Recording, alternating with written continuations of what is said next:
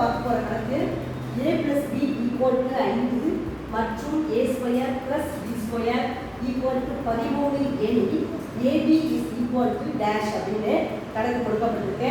இது ஒரு 7ஆம் வகுப்புக்குரிய கணக்கு. பயிற்சி 3 13வது கணக்கு. இப்போ பாருங்க, கொடுக்கப்பட்ட ரெண்டு units கொடுக்கப்பட்டிருக்காங்க. a plus b equal to 5 கொடுத்துருக்காங்க. இன்னொன்று என்ன கொடுத்துருக்காங்க, a square plus b square equal to 13 கொடுத்துருக்காங்க. இப்போ பார்த்தீங்கன்னா a plus b கொடுத்துருக்காங்க, a square plus b square கொடுத்துருக்காங்க.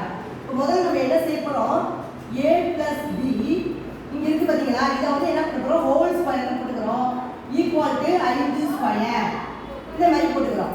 அடுத்த ஸ்டெப் இதனுடைய விரிவாக்கம் எழுத போகிறோம். a plus b the whole square equal to a square plus 2ab plus b square equal to 5 square இருக்கு. அதை அப்படியே எழுதிக்கிறேன். இப்போ பார்த்தீங்கன்னா முதல்ல இந்த அடுத்த ஸ்டெப் என்ன செய்ய போகிறேன், a square plus b square பக்கத்தில் எழுதிக்கிறேன்.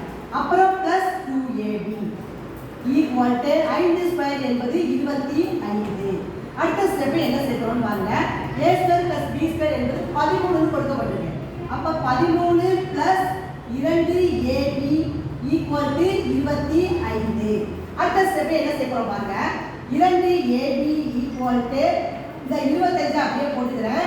இந்த பக்கம் எந்த பக்கம் இருக்கிற 13 அந்த பக்கம் வரப்ப கழித்தலுக்கு வந்துடும், -13. இப்போ பார்த்தீங்கன்னா 2ab ஈக்குவல் டு 25ல 13 கழிச்சா என்ன வரும், 12 வந்துடும். இப்போ அடுத்த ஸ்டெப் ab தான் நமக்கு தேவை. ab ஈக்குவல் டு இந்த 12 அப்படியே போட்டுக்கிறோம். இந்த பெருக்கி இந்த 2 வலது பக்கம் வரும்பொழுது வகுத்தலுக்கு வந்துடும். 12 2 வகுத்தோம்னா 6 வந்து தான் ஆன்சர் கிடைக்குது. அப்ப therefore ab ஈக்குவல் டு 6. அப்ப இந்த கணக்குக்குரிய விடை ab யோட மதிப்பு என்னது, 6 அப்படிங்கிறத நம்ம என்ன செஞ்சிருக்கோம், கண்டுபிடிச்சிருக்கோம். ஃபார்முலாவை பயன்படுத்தி விரிவாக்கம் செய்து விடையை கண்டுபிடிச்சிருக்கோம். புரிஞ்சுங்களா?